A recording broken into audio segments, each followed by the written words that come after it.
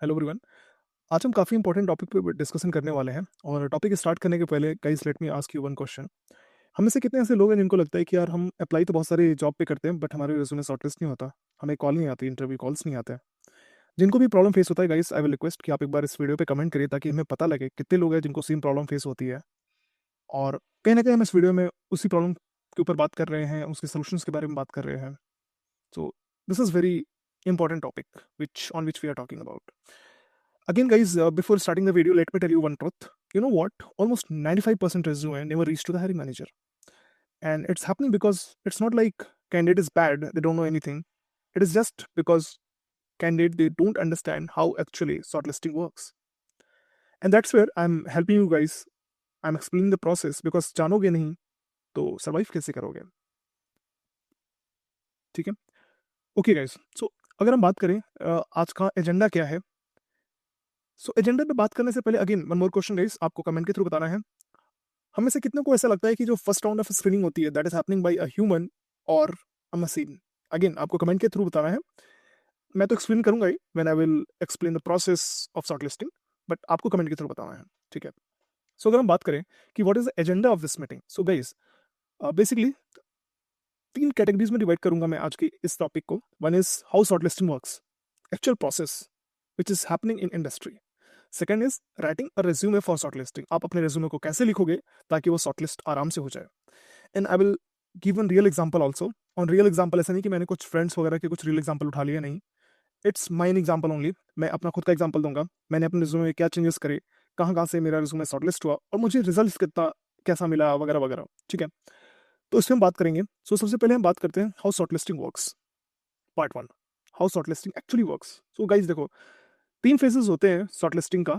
जो आपका resume shortlist होता है और आपको जो कॉल आती है वो तीन फेजेस से होके जाती है। First ATS filtering, second is recruiter screening and third is hiring manager review. और हर एक फेजेस में, हर एक स्टेजेस में आपके डिफरेंट डिफरेंट रूल्स होते हैं कि किस बेसिस पे हमें फिल्टरिंग करनी है। क्योंकि देखो यार, ऐसा तो है नहीं कि जो आपका एक जॉब ओपनिंग अगर निकली है तो उस पर आप अप्लाई कर रहे हो। बहुत लोग कर रहे हैं यार, बहुत लोग कर रहे हैं मार्केट में, और इस टाइम पे तो और भी ज्यादा लोग कर रहे हैं बिकॉज बहुत जगह फायरिंग हो रखी है, बहुत लोग अप्लाई कर रहे हैं, बहुत अच्छे अच्छे कैंडिडेट मार्केट में घूम रहे हैं। तो अभी का जो मार्केट है that is more on the employer friendly, not employ friendly. जो कोविड टाइम का था दैट इज अ डिफरेंट। ठीक है?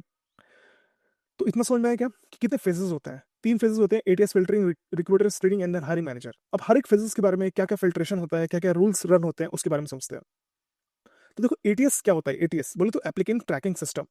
हमें से बहुत लोगों को पता होगा, जो मोस्ट ऑफ द कंपनी जो कॉमन एटीएस यूज करते हैं, जैसे वर्कडे हो गया, ग्रीन हाउस हो गया वगैरह वगैरह, हर एक कंपनी का अपना अलग अलग एटीएस होता है। ATS is nothing but applicant tracking system. अब ऐसे एक जॉब आईडी अगर निकलती है तो कंपनी क्या करती है कि उस जॉब आईडी को लेट सपोज वर्कडे पे पोस्ट कर दिया, और वर्कडे पे यार 1000 2000 10,000 लोग अप्लाई कर रहे हैं एक जॉब पे, एक पर्टिकुलर जॉब पे। शॉर्टलिस्टिंग कैसे कर पाएगा? It's not possible for a human कि वो हर एक बंदे का रिज्यूमे देख के शॉर्टलिस्ट करे। That's where this ATS system helps basically. अब हम समझते हैं कि ठीक है, एटीएस एग्जैक्टली करता क्या है। तो भाई जो मैंने बोला था ना, first round of screening that is happened by machine और human. So actually that is happening by this ATS which is a machine. अब ये करता क्या है, देखो आप। सो बेसिकली आपका जो एटीएस क्या करता है, वो फिल्टर करता है बेस्ड ऑन सम रेगिक्स, और आई कैन से कि सम कुछ चीज़ों पे वो बेसिकली फिल्ट्रेशन करता है। जैसे फॉर एग्जांपल अगर जॉब आईडी 1 अगर आपकी ओपन हुई है मार्केट में, जॉब आईडी 1, लेट सपोज उसमें जो भी आपका कीवर्ड होगा कि भाई मुझे सीनियर सॉफ्टवेयर इंजीनियर चाहिए, मुझे काफका पे चाहिए, मुझे जावा पे चाहिए वगैरह वगैरह, जो भी आपका रिक्वायरमेंट होगा उस रिक्वायरमेंट के बेसिस पे कुछ कीवर्ड मैचिंग होती है, एक्सपीरियंस वगैरह के बेसिस पे फिल्ट्रेशन लगाते हैं। फॉर एग्जांपल अगर एक ओपनिंग आई हुई है जो कि सीनियर सॉफ्टवेयर इंजीनियर की आई हुई है, जिसमें मुझे आई एम ऑलरेडी मेंशनिंग कि यार मुझे more than 4 year of experience चाहिए। अब उसमें लेट सपोज कोई बंदा फ्रेशर अप्लाई कर रहा है, why I will shortlist, why I will waste the recruiter time to review the freshers resume for SSC role. So ये ग्रो नहीं कर पाएगा, स्किल नहीं कर पाएगा, right? So that's what this ATS help actually. ATS क्या करता है, आपका बेसिक काइंड ऑफ फिल्ट्रेशन कर देता है। कीवर्ड मैचिंग कर रहा है कि नहीं कर रहा है, एक्सपीरियंस है कि नहीं है, लोकेशन ऐसा नहीं है कि भाई आप इंडिया में हो and then you are applying for some other location and you are not open as well. So उस टाइप के जो फिल्ट्रेशन है वो आपके एटीएस पे हो जाते हैं, स्किल्स एंड एजुकेशन के बेसिस पे। अगर मुझे बीटेक चाहिए और कोई लेट सपोज बीकॉम का बंदा अप्लाई कर रहा है, definitely I want to filter it out right from ATS itself. I don't want to waste the recruiter time to review. तो यहाँ पे ऑटो रिजेक्शन होता है और it is happening totally based on the keyword matching. अगर match नहीं करा job description के हिसाब से, एटीएस विल रिजेक्ट ऑटोमेटिकली। और समझ आई क्या? तो ये फर्स्ट काइंड ऑफ फिल्ट्रेशन होता है, शॉर्टलिस्टिंग। सेकेंड जो आपका स्टेप होता है that is more on the recruiter screening. So for example अगर एक जॉब आईडी वन ओपन हुई थी, उसमें लेट्स सपोज 10,000 लोगों ने अप्लाई किया था, सो ऑलमोस्ट 10 to 20% और लेट्स सपोज 30% लोगों का जो एटीएस ने क्या किया, शॉर्टलिस्ट करके आगे फॉरवर्ड करता है, which is basically recruiter screening के लिए। देखो रिक्रूटर स्क्रीनिंग के भी थोड़ा माइंड को समझते हैं। या देखो रिक्रूटर जो है दे आर नॉट टेक्निकल, उनको बस कीवर्ड्स पते होते हैं कि यार काफका, मुझे काफका में चाहिए, माइक्रो सर्विसेज चाहिए, जावा चाहिए, राइट। तो रिक्रूटर क्या करता है, आपका जो रिज्यूमे होता है that is happening manual, I mean it's manual process. यहाँ पे कोई आपका सिस्टम काम नहीं कर रहा है, कोई बंदा बैठा है ह्यूमन जो आपका रिज्यूमे वन बाय वन करके बेसिकली स्क्रीन करता है, स्कैन करता है। अब आप एक बार ह्यूमनली सोचो कि यार इस बंदी का जो काम है ना, इस बंदी का जो काम है वो यही काम ही है। उसके पास 10,000 5,000 रिज्यूमे डेली आते हैं, वो तो पागल हो जाएगी भाई। तो वो क्या करेगी, वो सारे रिज्यूमे को वन बाई वन पढ़ने तो नहीं वाली है। वो क्या करेगी, वो डायरेक्टली कुछ चीजें, दो चार चीजें होंगी वो देखेगी। जैसे फॉर एग्जांपल कितना ईयर ऑफ एक्सपीरियंस है बंदे के पास में, कौन सी कंपनी से आ रहा है, that is very important. That's why हम बोलते हैं ना कि अगर आप किसी अच्छी कंपनी में काम करते हो तो आपको कॉल आने के चांसेस बहुत ज्यादा बढ़ जाते हैं, राइट। क्या टेक स्टैक है, क्या रोल है, क्या टाइटल है, स्टेबिलिटी कितनी है, कितना आप हॉपिंग, कितना frequently you are changing the job, कितना नोटिस पीरियड है, लोकेशन क्या है, रिलोकेशन के लिए यू आर फ्लेक्सिबल और नॉट। सो ये काइंड ऑफ जो थोड़ा बहुत जो स्क्रीनिंग होती है that is happened bye manual recruiter, ठीक है। अगेन यहाँ पे आप जो भी लिखोगे वो रिक्रूटर बहुत ही हाई लेवल चेक करती है, और that is happening with in 1 minute.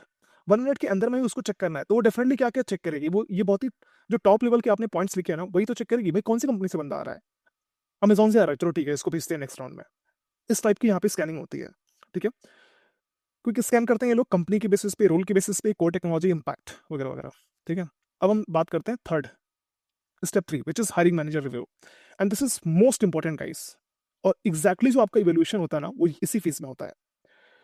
तो देखो आपका पहले एटीएस ने आपके रिज्यूमे को रिजेक्ट कर दिया या शॉर्टलिस्ट कर दिया, फिर आपका जो रिक्रूटर था उसने स्कैन किया, उसने भी शॉर्टलिस्ट कर दिया, then actually it will come to the hiring manager. अब हायरिंग मैनेजर क्या करेगा, अब ये आपके रिज्यूमे को अच्छे से one by one, line by line पढ़ता है, और देन वो शॉर्टलिस्ट करता है। अब वो क्या क्या फैक्टर्स होता है जो वो डिसाइड करता है, दैट इज मोर इंपॉर्टेंट, कि क्या क्या चेक्स होते हैं जो हायरिंग मैनेजर परफॉर्म करता है।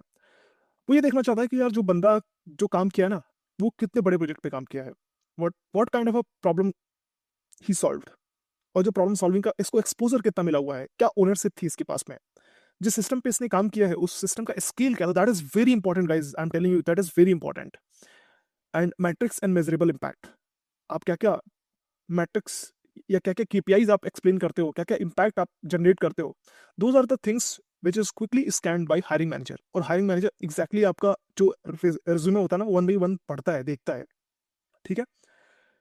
इसलिए whenever you are writing a generic statement that will reject in hiring manager review process, I am telling you guys. और मैं आपको एक रियल एग्जांपल भी दिखाऊंगा, अपना खुद का रिज्यूमे दिखाऊंगा। तो this is the step third. Step मैंने सारे एक्सप्लेन कर दिए, क्या क्या आपके प्रोसेस होते हैं, कितने स्टेप्स होते हैं। एक बहुत ही स्ट्रॉन्ग आपका एग्जांपल दिखाता हूँ। जैसे बहुत लोग क्या करते हैं ना, ऐसे लिखते हैं कि worked on the notification service, I worked on this, I worked on this. This is not good for specially on the hiring manager review side.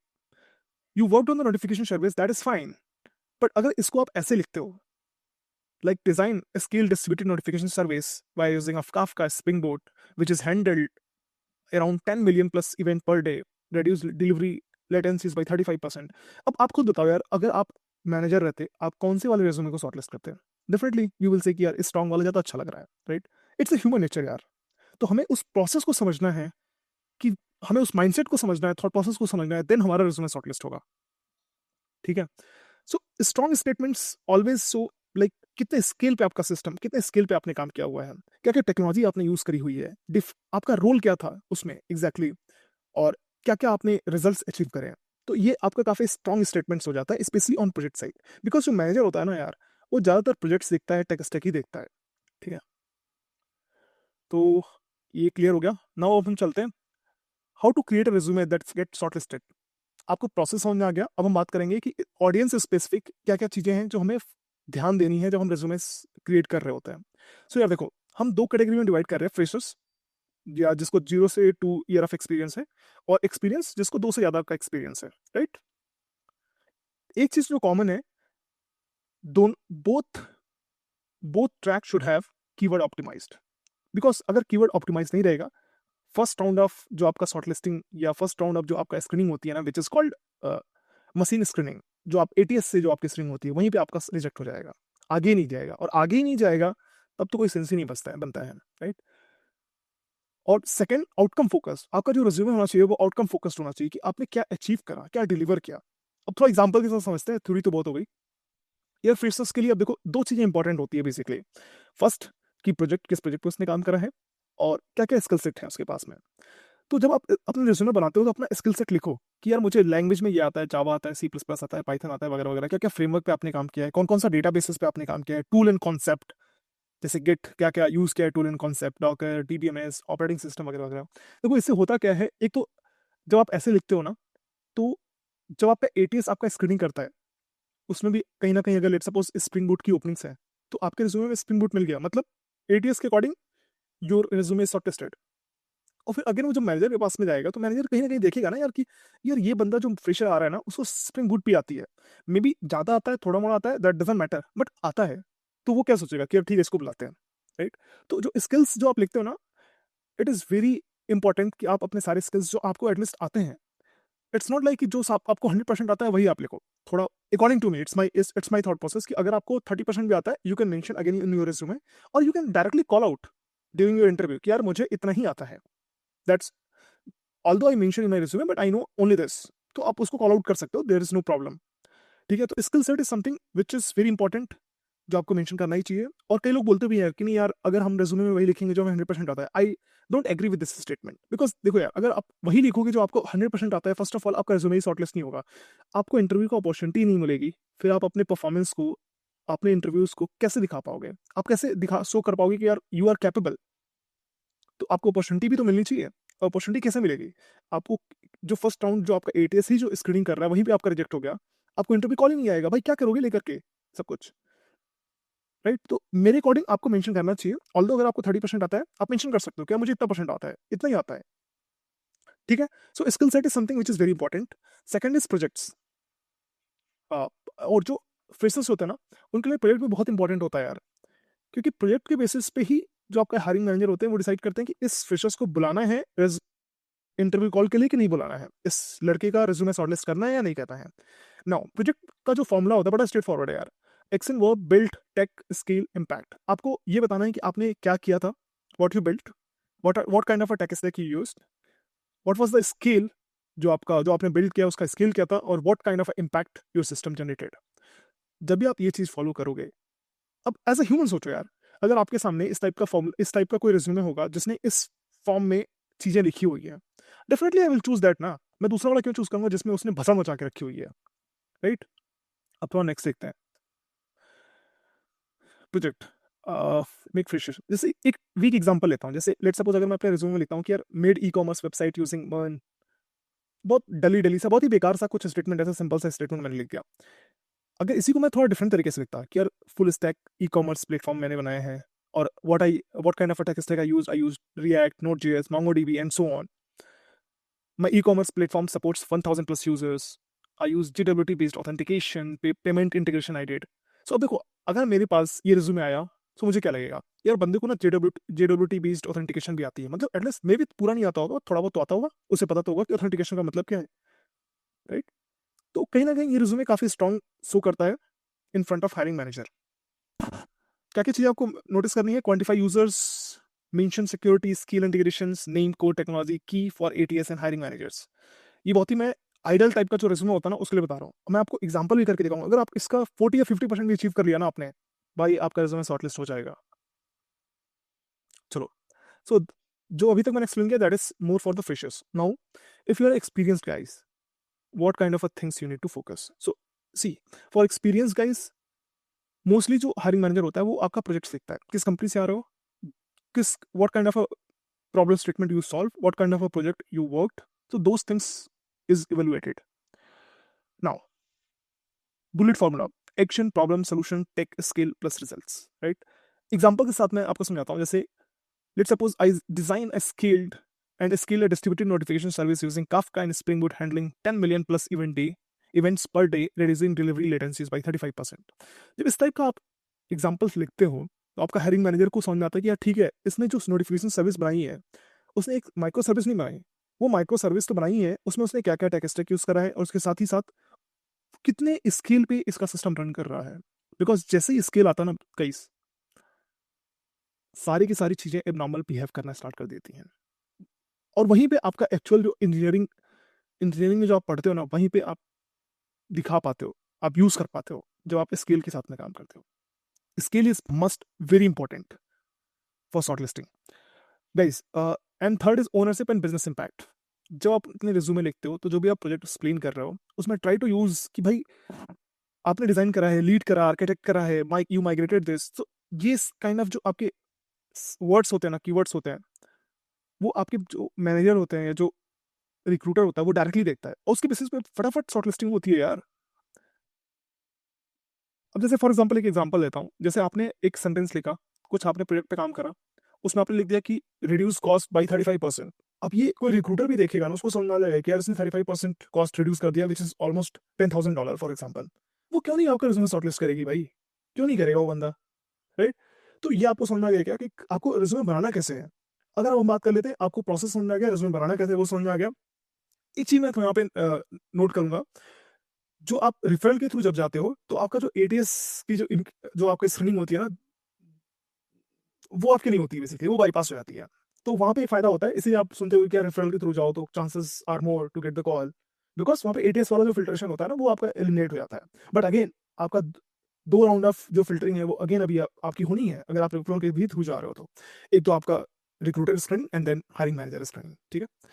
But again what I will suggest is कि जो आप अपना resume बनाओ वो ऐसा बनाओ ताकि ATS friendly भी हो। ऐसा ना हो कि एटीएस में आपका शॉर्टलिस्ट ना हो और आप सोच रहे हो कि यार कोई दिक्कत नहीं, मैं तो रेफरेंस के थ्रू चला जाऊंगा। नहीं, आप रिज्यूमे एक ही बनाओ जो इट इज फ्रेंडली भी हो और बाकी के दो स्टेप्स में भी वो शॉर्टलिस्ट हो जाए।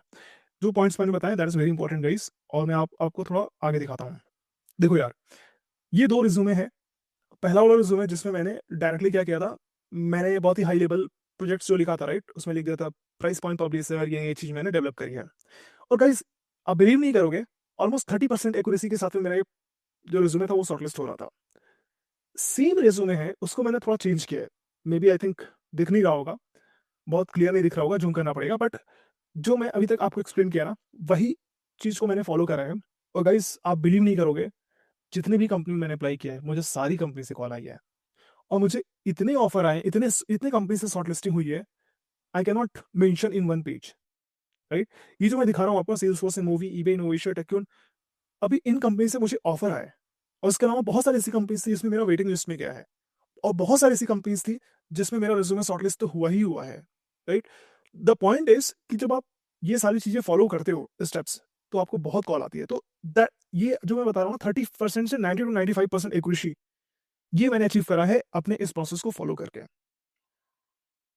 नाउ गाइस ये सब आपके ऊपर है, आपको करना कैसे करना है। This is the process, I am hoping कि सबको समझ में आ गया होगा। अगर आपको लगता है कि ये मेरा वीडियो हेल्पफुल है, प्लीज कमेंट तो करो ही करो, और you can share with other folks as well, other people.